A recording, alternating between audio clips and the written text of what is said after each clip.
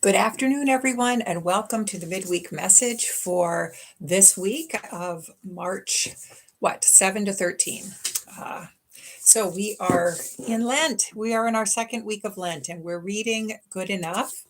And as I promised, we are going to talk a little bit about it. I want to thank those of you who are writing to me and reflecting back the things that were meaningful to you, the things that made sense, the things that you objected to, or you really that really spoke to your heart.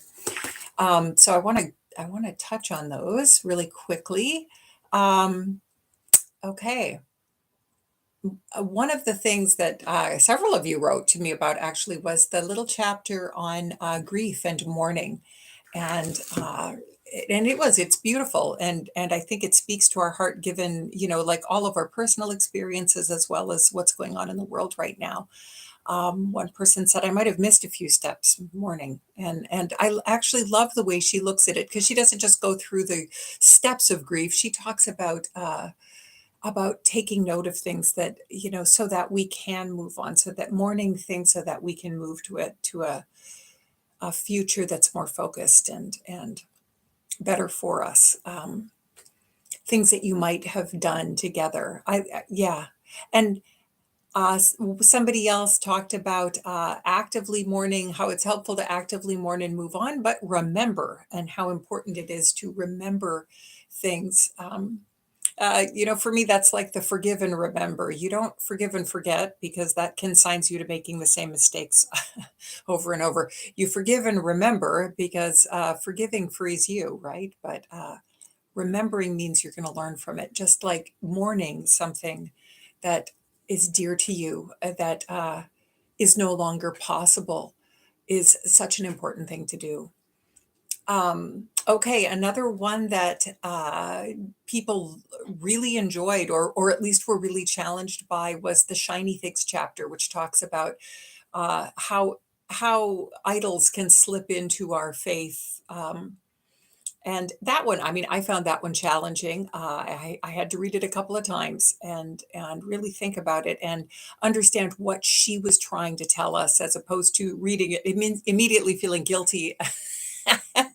and then and so the first time through, I just felt guilty. The second time, I read it and I thought, yeah, I can see where she's going with this, and it's really a helpful chapter. So the shiny things chapter is was a really good one for many people.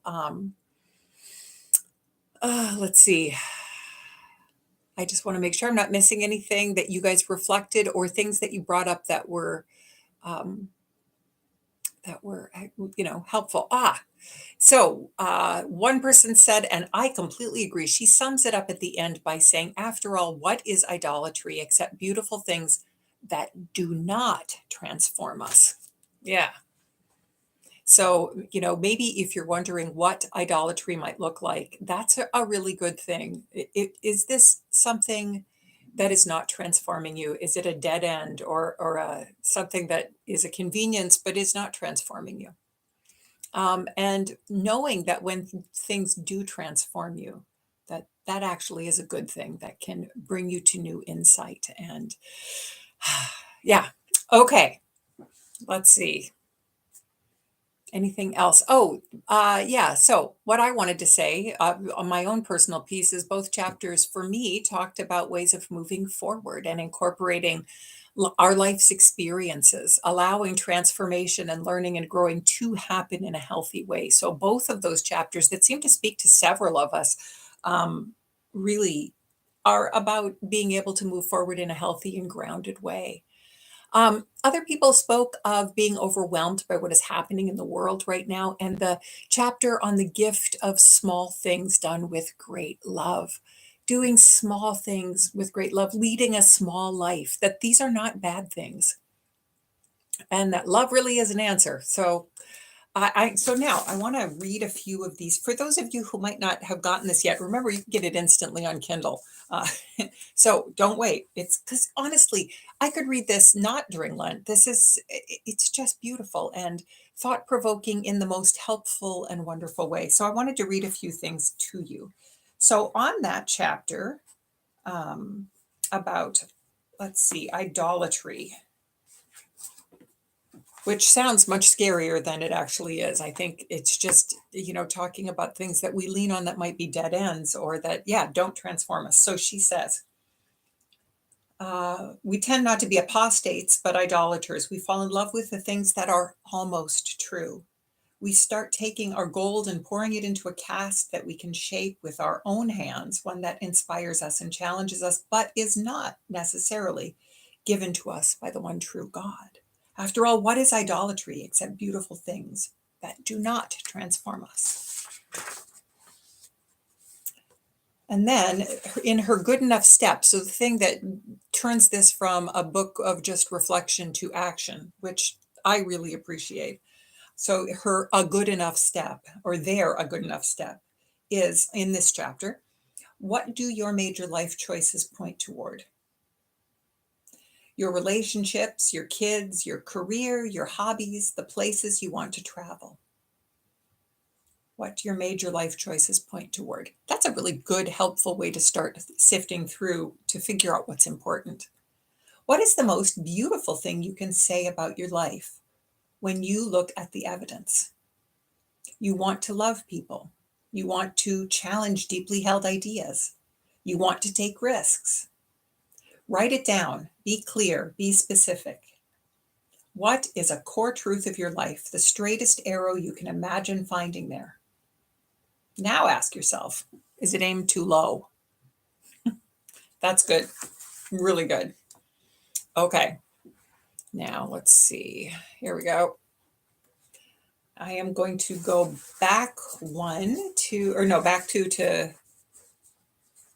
chapter Mourning a Future Self, the one about grief, because it's so beautiful. So, so beautiful. Her blessing or prayer, I wanted to read to you and just share with you because it's beautiful and makes sense. A blessing for when you mourn what could have been. Blessed are you, friend, sitting among the shards of what could have been. It is broken now, that dream you loved, and it is spilled out all over the ground. Blessed are you, dear one, letting your eyes look around and remember all the hope your dream once contained, all the love, all the beauty. Blessed are you, telling your tears that they can flow, telling your anger that it can speak. Blessed are you when mourning is the holy work of the moment, for it speaks of what is real. Blessed are you letting this loss speak all its terrible truth to your soul. Blessed are we who mourn, saying, let us remain in grief's cold winter for as long as it takes, that mourning might be to our hearts the gentlest springtime. Let the thaw come slowly, so we can bear the pain of it and find comfort at each release. Amen. Finally, I'm going to read you the chapter, Small Things, Great Love. I was a good musician, but a terrible music student, she says. I was deeply invested in wanting to learn the cello, but not terribly interested in practicing. I actually did the very same thing for one semester of my first stint in graduate school, so I can really relate to that. I would show up at my lessons with my teacher, Adeline Muller, and do a lot of talking and impressive gesturing at the music. And Adeline, for her part, continued to act like I was on the cusp of getting better, despite all evidence to the contrary. She showed up, so I showed up. That was Adeline's way. Adeline always showed up. Every Sunday morning, she would play the piano and our small Mennonite church would sing along. If you've ever heard a small Mennonite if you've ever heard a small congregation singing, it is underwhelming. Someone is always working too hard on the high notes, and the rest of us are struggling to keep time, and the pianist acts like the conductor and the orchestra. It's wonderful and exhausting and important because it makes everyone show up, especially God. One day, Adeline's husband of 56 years passed away. He was a wonderful man with a fabulous mustache and a huge smile, and we were all heartbroken. The next Sunday, we expected to forge ahead in the service as best we could without our faithful accompanist. But there was Adeline at the piano. "What are you doing here?" someone exclaimed. She paused as if confused by the question. I was on the calendar. There are many acts of great love that are great because they are massive, monumental, and earth shattering. And some are great because they are incremental. Each small act adds up to something really spectacular. Small acts, great love. There's actually a saint of small things. Her name is Thérèse, born in 1873 to a middle-class family in France. She lost her mom to breast cancer when she was 4 years old and grew up as an emotionally sensitive and spiritually interested child. As a teenager, she decided she wanted to become a nun and joined a group of contemplative nuns living sheltered from the world. She spent her years praying, serving, and writing inside those walls. Her life, however, was short. Like many women of her generation, Teresa died young, passing at age 24 of tuberculosis. There was nothing particularly extraordinary about her life except the remarkable way that she decided to respond. What she learned, no, when she learned that she would die, she decided that her ordinary life, with its limited scope and span, would be lived with limitless love. She called it the little way. And there's a quote, and I'm going to read it to you. Love proves itself by deeds. So how am I to show my love? Great deeds are forbidden me. The only way I can prove my love is by scattering flowers. And these flowers are every little sacrifice, every glance and word, and the doing of the least actions for love. When someone in her community would behave in a way that was ungracious or even petty and mean, Teresa would double down and respond with even greater love and graciousness. She felt that it freed her. That's wise. We are often taught that our lives must be big to be remembered. But what if it was enough to scatter flowers, to make small sacrifices? Instead of mythologizing the rich and famous, let's pause to celebrate all those of us who walk the little way. Blessed are you who show up because you're on the schedule. And she calls this a prayer for the courage to love small. Dear God, bless me with a radical love, inventor of love. And may that love overflow onto, into, and through me. Flood me with your kindness, generosity, and compassion, so that I may be your hands and feet in the world. Help me to remember that love isn't always in grand gestures or extravagant gifts, but in the small, faithful acts. Help me to remember it is in the showing up, in the work behind the scenes, in doing that which won't get us recognition. The one who is the first in and the last out. The generosity of time, resources, and spirit. The one who leaves flowers in her wake. This is the long faithfulness that can change the world.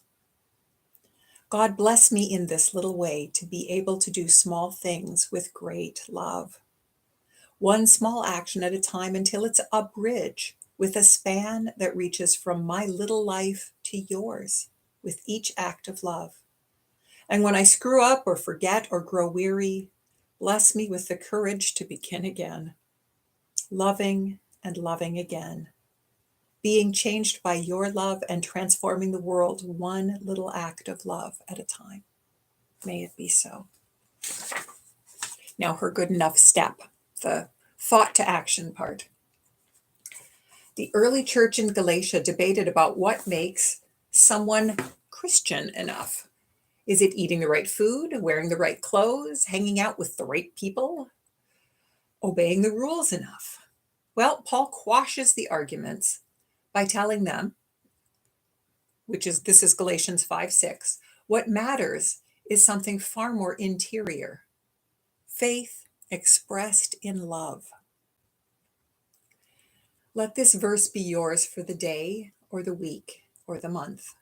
Write it on a sticky note and put it on your mirror or your desk or on your front door. Let the words wash over you.